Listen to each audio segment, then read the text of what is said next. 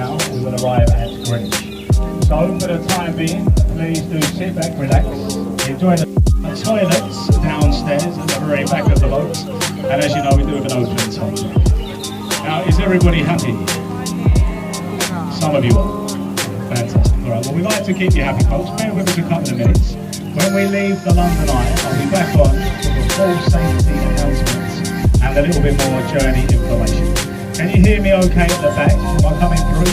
Excellent, thank you very much. Give us a couple of minutes and I'll be back with you. Thank you.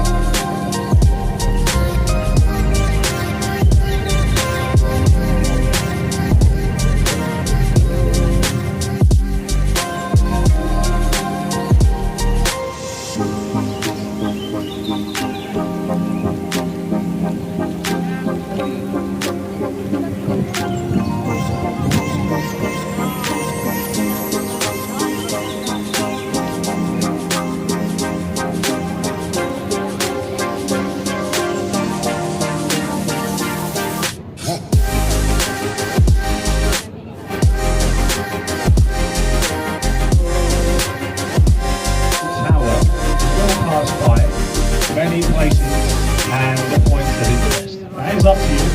If you like, I can stand here, I can join you for the cruise, I can continue on the microphone, and I can point out a few places along the way in the form of a live comment.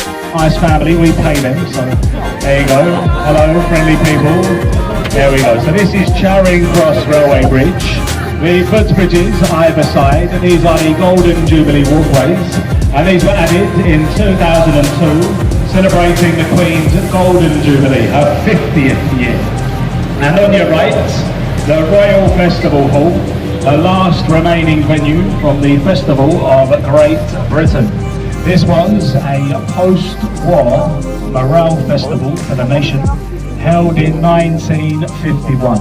Many famous artists, they have performed in it, carved in ancient Egypt, 3,500 years ago, which makes it older than London itself. Now, it was gifted to the British, or at least that's the official line. Some say we stole it. Gifted to the British by a thankful Egyptian government to commemorate Lord Nelson's victory in defeating Napoleon and the French fleet at the Battle of the River Nile in 1798. And is London's oldest monument. Quite impressive, 3,500 years old. And Waterloo Bridge, we pass beneath the Ladies' Bridge of London. Affectionately known as the Ladies' Bridge, as Waterloo Bridge constructed by a female workforce during the Second World War. So at the time, the menfolk, they were away fighting. The land army, the ladies, they stepped in and they built Waterloo Bridge. And this is the only bridge in London ever to be finished on time and under budget. Fun fact for the ladies. And on your left, behind the trees, Somerset House.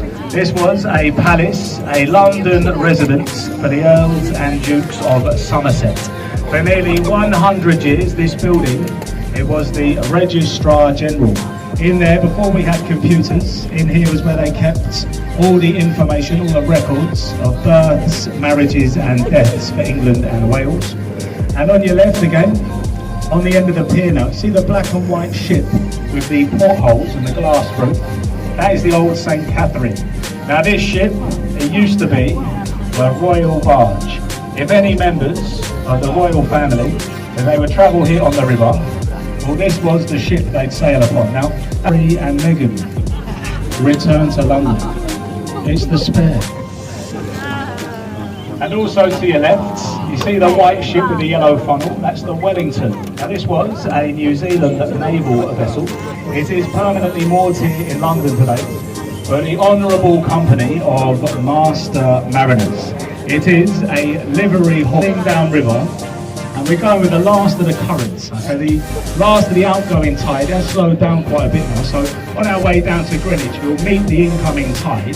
And when the tide rises, when the tide begins to flood into London, in 5 hours, the tide rises 7 metres. And you can see the tidal mark on your left. See the green moss line? That is how high the river rises on average.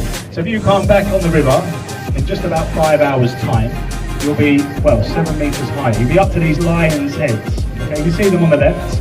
Now today these lions, beneath the lampposts, they are entirely decorative. But they were used as an early flood warning.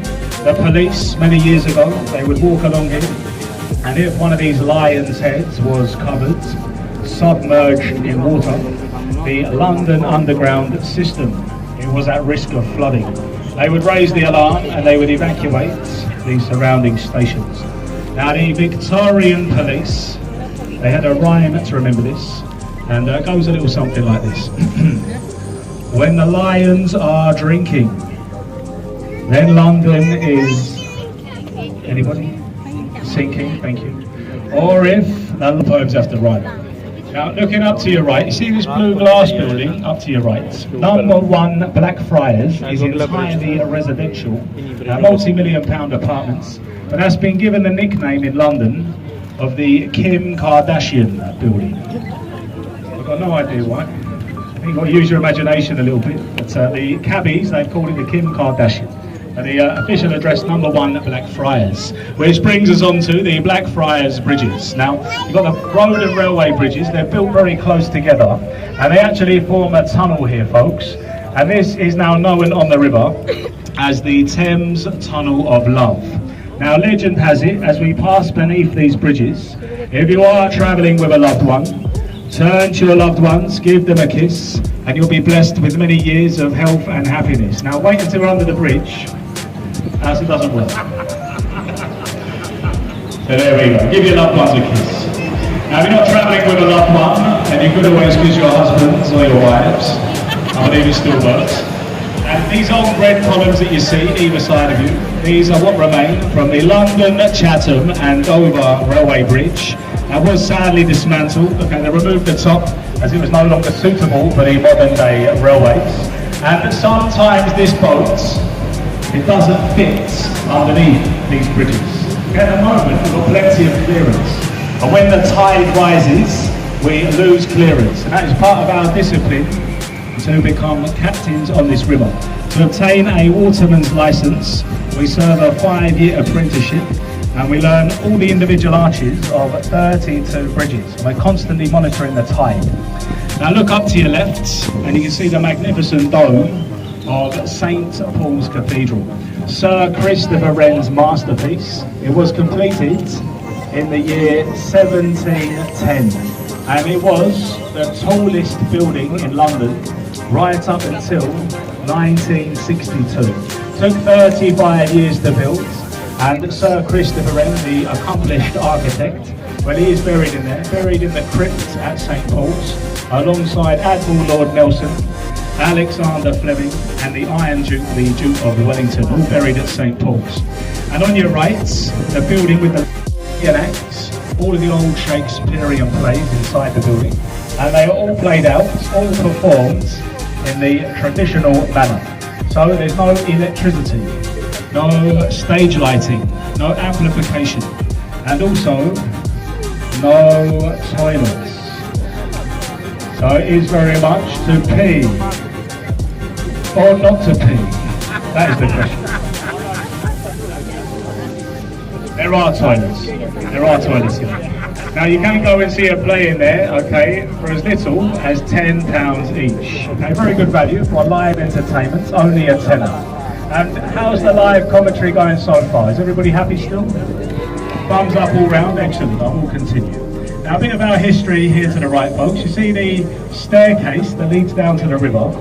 Now historically, this is how you would have crossed the river in London before the bridges. So before the bridges, you would have walked down these steps, you would have boarded a waterman's ferry. You would have paid your fare in a small silver bucket, and they would have rowed you across the river to your desired destination. And that is a tradition that still continues in London even today. Watermen like us carrying fare-paying passengers like yourselves, and the licence we obtain dates back to 1514, founded by King Henry VIII. And on the right, the lovely riverside pub, you see with the pretty flowers and the golden sign, the Anchor Tavern of Bankside, established in 1615. So there's been a pub here for over 400 years. And the likes of William Shakespeare, Samuel Pepys, Charles Dickens, myself and the captain. Just a few of the famous Englishmen to have drank in this pub. And ladies and gents, we have decided that we are going there tonight. Okay, me and the captain and our lovely crew.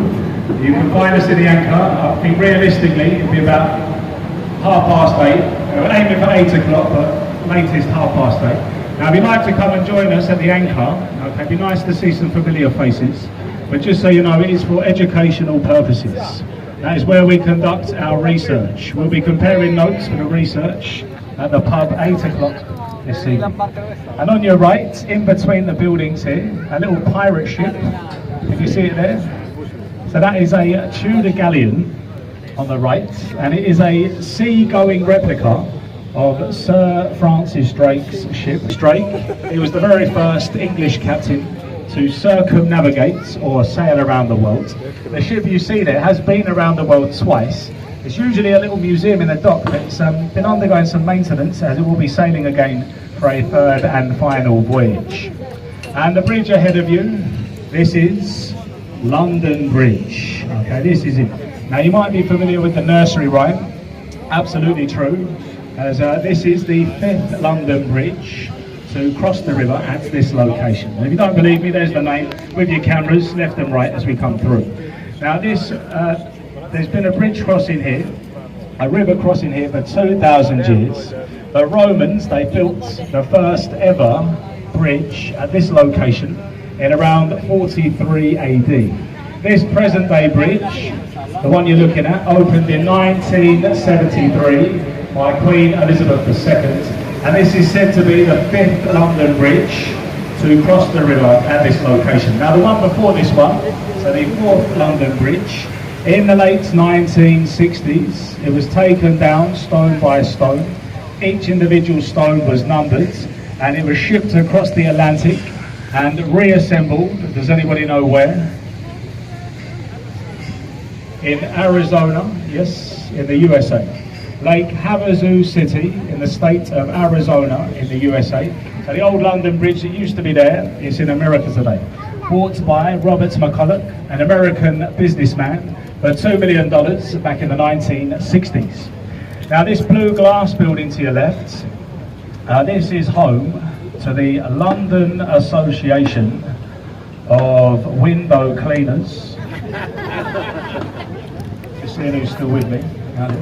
And look beyond that, folks, see the tall building on the left with the crane sticking up? Okay, look on the balcony, look closely up there, there's loads of people up there today. Now where those people are, that is London's Sky Garden. And you might have heard of it. You can go all the way to the top of that building where those people are for free, folks. Okay, it doesn't cost a penny. Now it is popular, they recommend you book ahead. Okay, you can just turn up, but to avoid disappointment, maybe book in advance. And when you get to the top, there's a bar, a restaurant and a garden. So it's called the Sky Garden. You can also visit the Shard up to your right, probably seen it on your travels. On the 72nd floor of the Shard, there's a viewing gallery, but they will charge you about £30 each. So a little tip from me, save yourself some money, go up to the Sky Garden, and the money you save, you spend at the bar. On the right, London's very own warship, the HMS Belfast, permanently moored here, has been since the early 1970s. Now it is a C-35 town class cruiser. It saw action throughout the Second World War, last fired its guns during the Korean campaign in the early 1950s. It was the flagship for the United Nations. Now it was built in Belfast in Northern Ireland at the Harland and Wolff shipyards, the same place that built the ill-fated Titanic.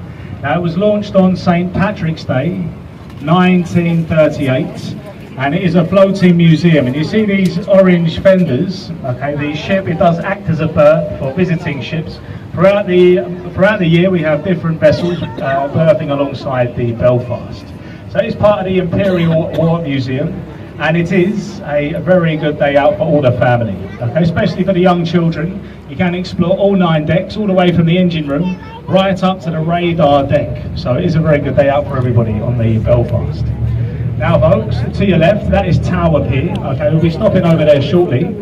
But what we like to do on this boat, we like to take you just a little bit past the pier, folks, okay? And when it is clear and safe to do so, the captain is going to manoeuvre the boat, and this is so everybody gets a nice view, a nice photo. Where you are for the moment, folks, we'll position the boat, and when we do, we get a lovely picture. Now on your left, there's the Tower of London, and the famous fortress has stood there since the reign of William the Conqueror. Constructors, the term beefeater comes from buffetier, a French word meaning servant to the crown. And the beefeaters, they reside in the Tower of London with their families. And here we go, as promised, we're going to manoeuvre the boats. Now Tower Bridge, it is unique, okay? It's the only bridge of its kind anywhere in the world, being both suspension bridge and bascule bridge. So the bascule part, well, that's the middle section. Famously, it opens. It opens like a double-sided drawbridge, if you like, and this will allow large ships or tall-masted vessels in and out of the City of London. So looking at the bridge, in each of the bridge footings beneath the towers, well, there is a giant counterweight mechanism, and that is what causes each of those bascules to raise to up to a 90-degree position in around 45 seconds. Now Tower Bridge recently celebrated its 131st birthday. So the opening ceremony was on the 30th of June 1894. Now some say it looks older, but it was built in keeping with the Tower of London ahead of us now, which, as we've already learned, is considerably older. Tower of London nearly 1,000 years old. Tower Bridge 131 years old this year. Now Tower Bridge, now you might have noticed these buildings, they're no longer warehouses. They are now luxury, unaffordable riverside apartments. They're all very nice, they're all very expensive, and I don't own any of them, and I don't know anybody who does.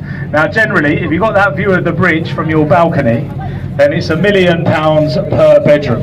Okay, so if you've got that view, then you're looking at 3 or 4, 5 bedroom apartments, multi-million-pound properties here, very expensive.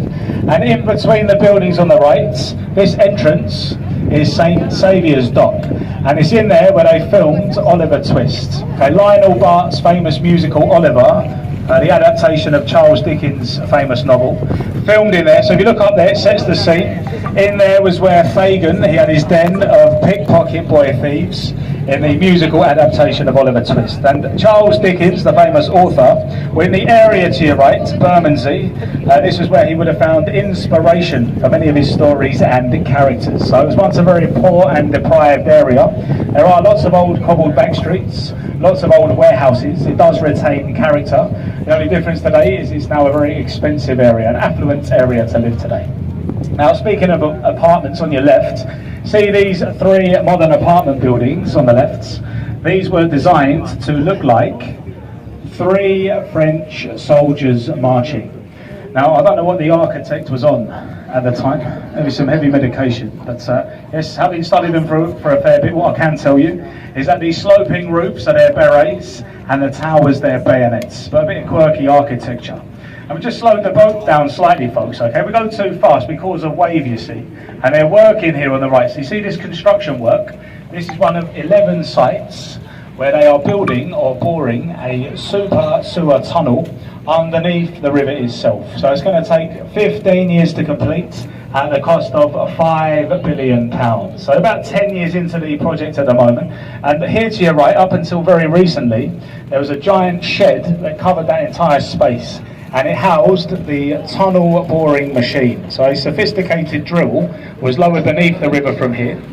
So the old Victorian sewer Well, there's nothing wrong with it, but it has now reached capacity. It was only designed for 2 million people. We still use it, but we are due an upgrade, as there is now closer to 10 million people living in London today. So this is one of 11 sites where they're boring underneath the river, a super sewer. And on your left, see the building called Oliver's Wharf. Now that was probably the first old warehouse to be converted into luxury apartments. Now many famous people, they have lived in this building, including Dame Helen Mirren, Robert De Niro, and the singer called Cher. How long is it to finish? Once we leave, half hour. Half an hour. So, 30 minutes? That's quite good though, isn't it? You can pretend that's what it means if you like. No, it's good, but it's, I believe it derives from an old Flemish word, worth, and it means raised dock or quay.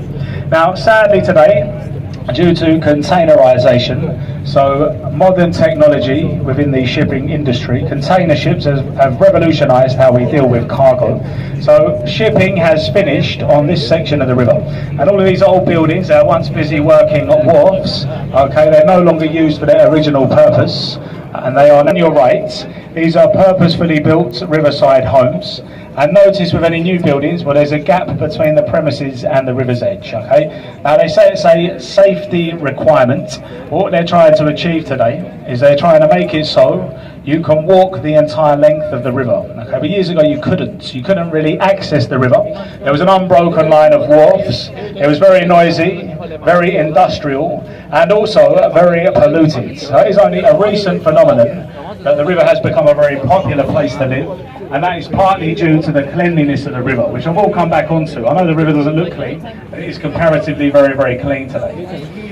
Just slow the boat down again, just people working. That's another one of these sewer sites that I mentioned. So as I say, there's 11 of these sites. And the old jetty to your left here, can you see the old wooden pier that's falling apart off to the left? That is called Free Trade Wharf, and this dates back to the days of the bubonic plague of London. Now, during the plague, no one would trade with London. Okay? No one was mad enough to trade with London, as of fears of catching horseshoe shape around this peninsula to the left that is called the Isle of Dogs. And over here is supposedly where King Henry VIII, he kept his hunting hounds on the island. So he would live in Greenwich. He'd go hunting in Greenwich Park, and after his day's work, they'd send the dogs over to the islands, and so the name the Isle of Dogs. Okay, so the river, well, it goes down ahead of you. You'll see, if you look down ahead of us, the river goes all the way down, all the way around the bottom of the islands, all the way back up the other side of these buildings. Us down significantly. We're going against the current now. The tide is well flooding into London, and we're going over the current. Now, what would happen was with these barges is shipping, well, it would arrive in London, ships would come to London, and quite often the ships, well, they were too deep drafted to fit alongside the wharfs, or they were too broad, too wide to fit into the docks. So they would anchor in the channel, similar to where we are, and they float, and they are towed by lightermen in tugboats. And today about 70% of all of London's waste and refuse, well, it is transported right here on the River Thames. All of London's rubbish, okay, set their nautical timepieces, their chronometers, to GMT before proceeding out to sea. And therefore, in theory, they could calculate that if British banknotes is preferable, 5 or a £10 notes, or if you really enjoyed it, a 20 or a £50 notes, into our lucky tip bucket, very much appreciated. Okay, anything we receive, big or small, very much appreciated by us, your crew. Okay, it does go to us and not the company. And any money at the end, it will assist us with the research. So with that in mind, thank you very much for listening. It's been a pleasure.